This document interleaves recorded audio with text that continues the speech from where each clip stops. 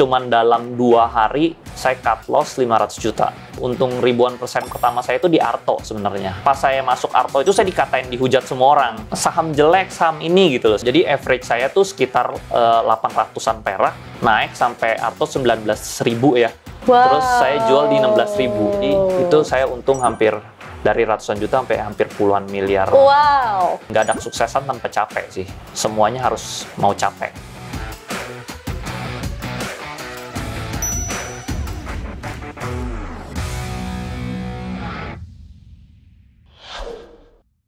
Halo Sobat Firasat, welcome back to Hidden Masters. Kali ini kita kedatangan tamu spesial, seorang professional investor. Siapa dia? Langsung saja kita sapa. Halo Ko Andri. Iya, halo Glenda.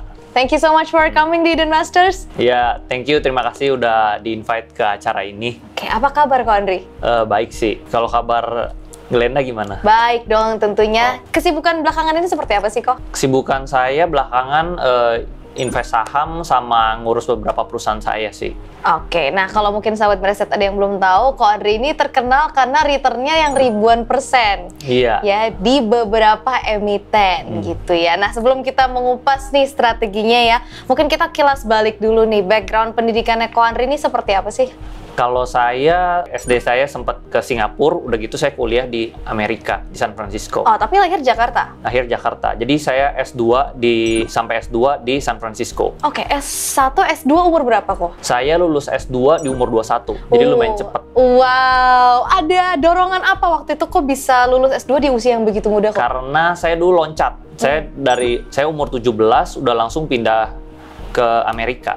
Jadi lebih cepet. Kan biasa kan orang lulus SD itu 18 gitu, 18 baru pindah. SMA maksudnya? Iya, SMA 17 sudah langsung ke Amerika. Jadi lebih cepat lulusnya. Saya S2-nya saya cuma 1 tahun.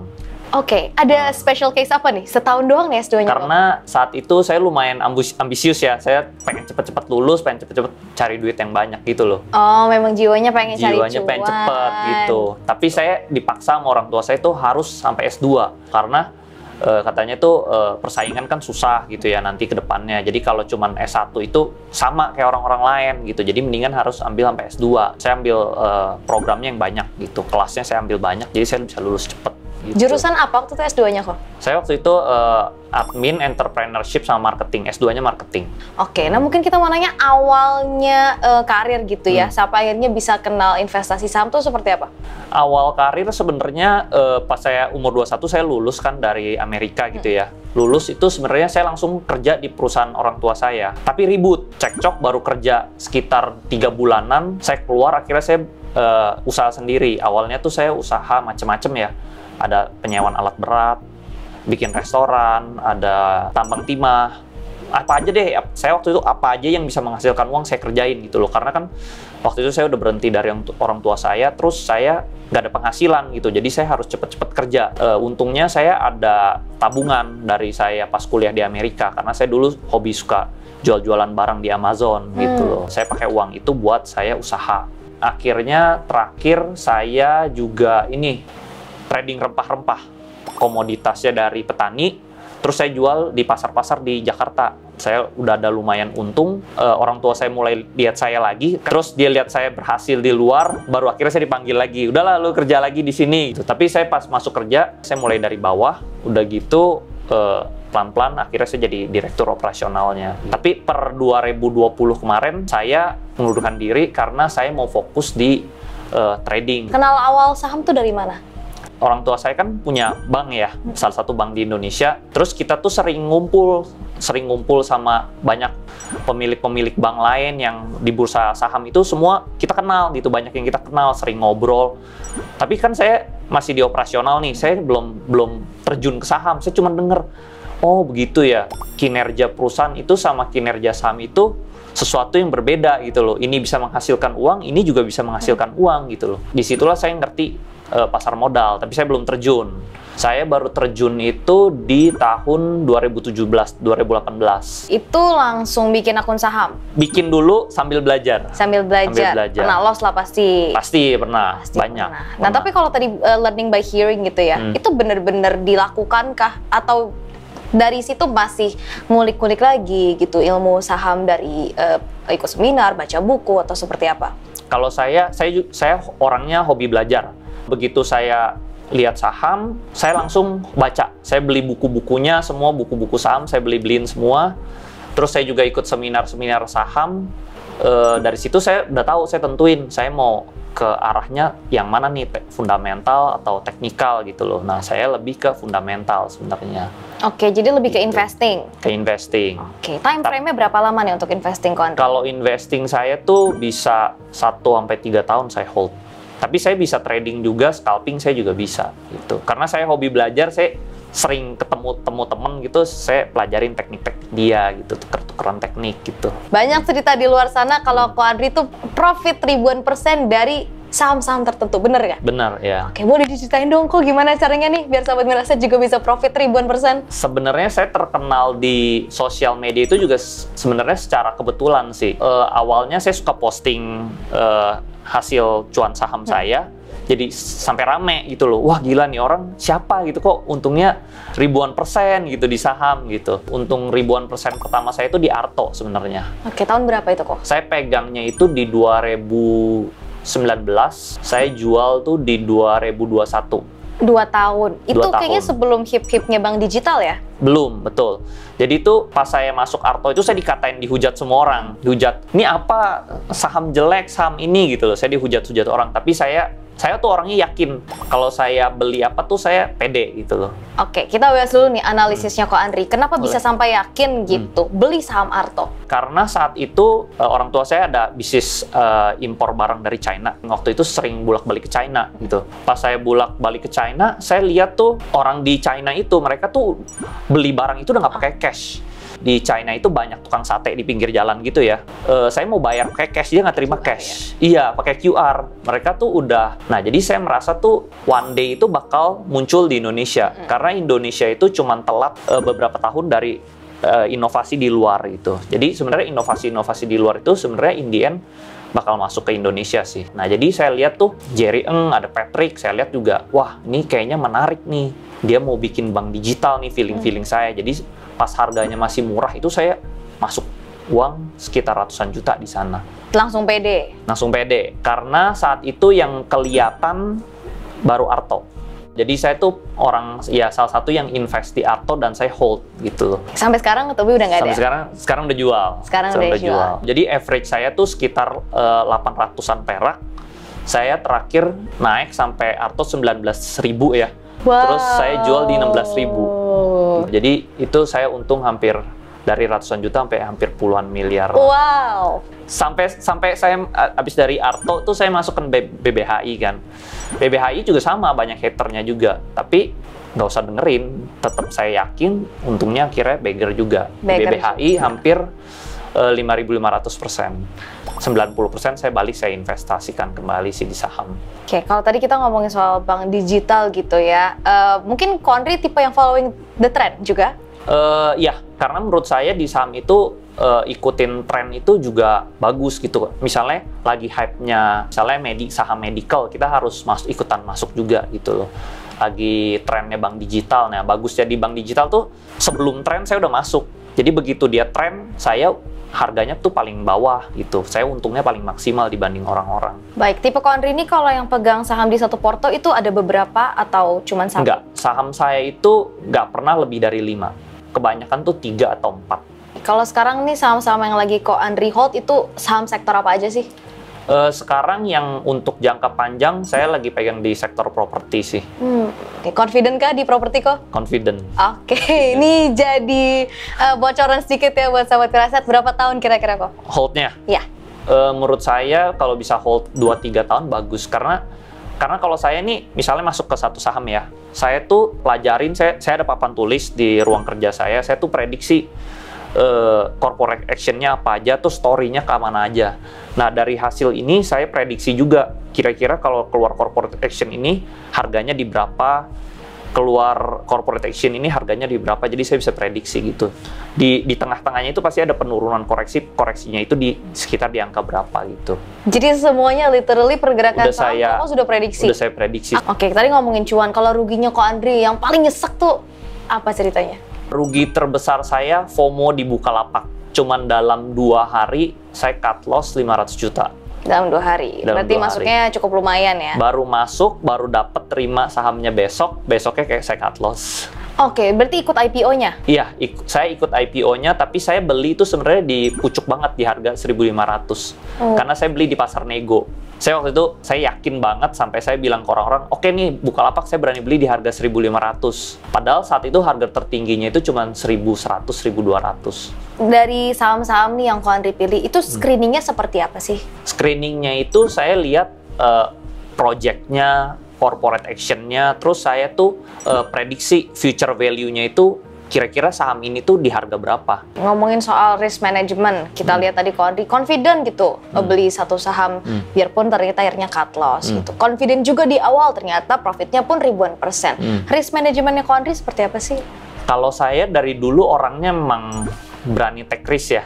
Dulu bisnis pun saya juga anak muda baru umur 21 udah bisnis tambang gitu loh. Pengen cuan gede gitu loh, pengen berani saya karena dalam pikiran saya tuh bisnis itu cuma 2. Kalau nggak untung ya udah rugi gitu loh. Yang penting cuman kita harus berani coba. Kalau nggak coba kita nggak akan pernah tahu gitu. Seberapa penting sih kita harus berani ambil resiko kok?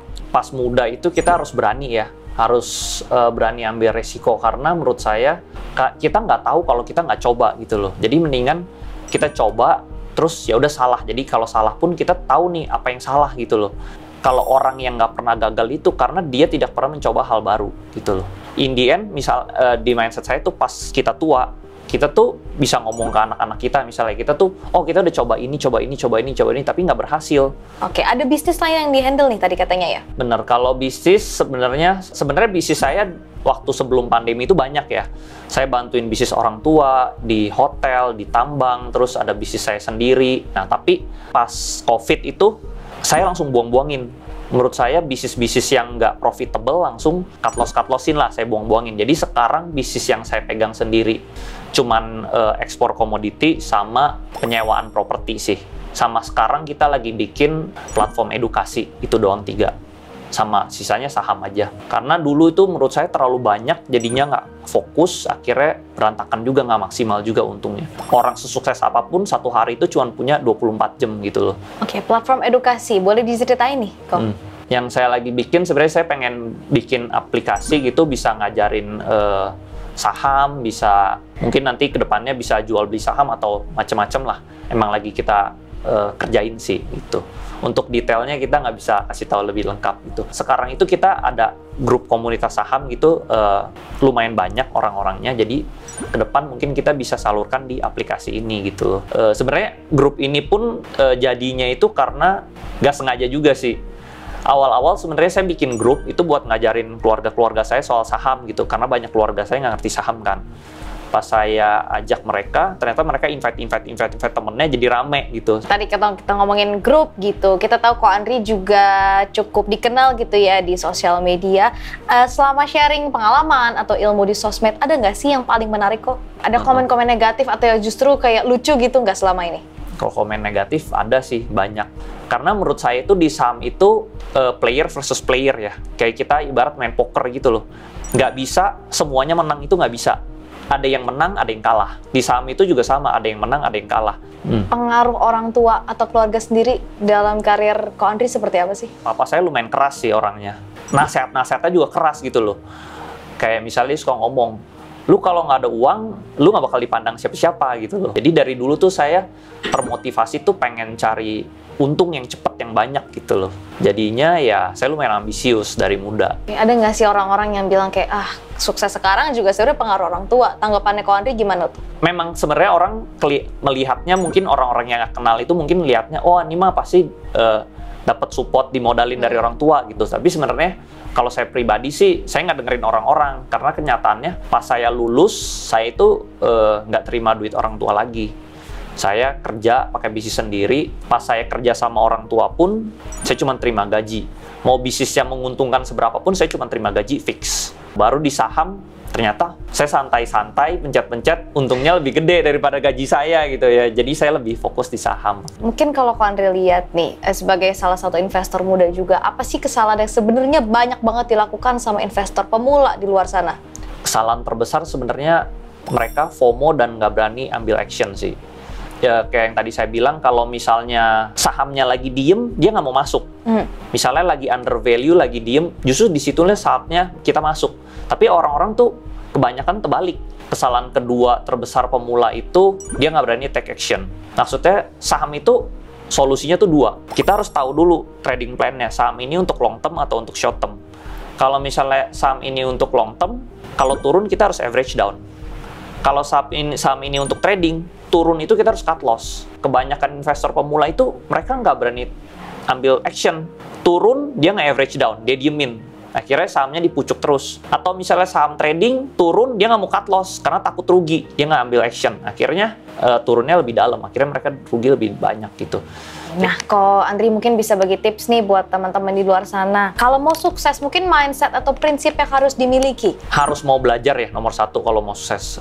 Saya pun sampai sekarang masih rajin belajar, masih rajin ikut seminar-seminar, rajin baca buku gitu. Karena banyak anak muda itu belakangan nggak suka baca gitu, nggak suka belajar. Bahkan orang yang sukses pun masih harus banyak belajar. Kedua itu mau kerja keras juga. Karena dulu ya, pas kerja sama orang tua saya tuh titipin saya 10 PT gitu loh. Saya nggak pernah ngeluh, nggak pernah capek, keluar kota bolak-balik pun saya kerjain gitu. Karena menurut saya nggak ada kesuksesan tanpa capek sih. Semuanya harus mau capek. Fokus yang ketiga.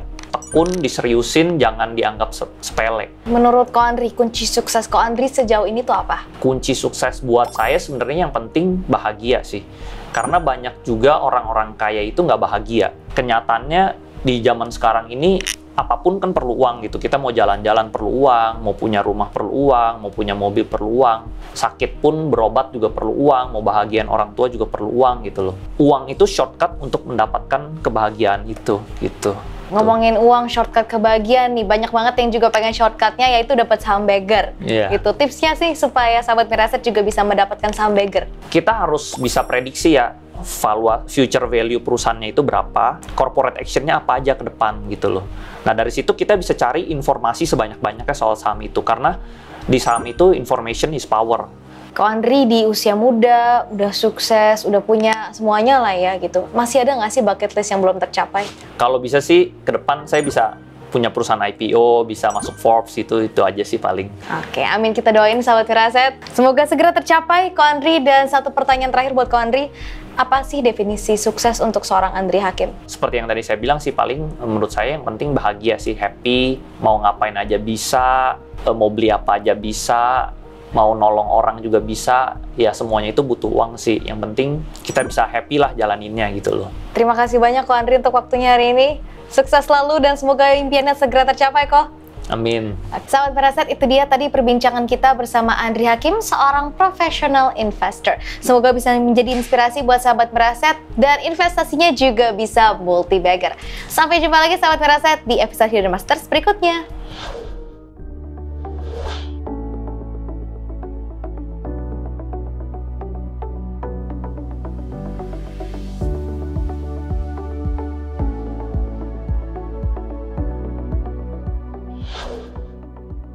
Hai sahabat Mirai Aset, jangan lupa untuk tulis di kolom komentar di bawah ini siapa master yang akan kita undang berikutnya di Hidden Masters.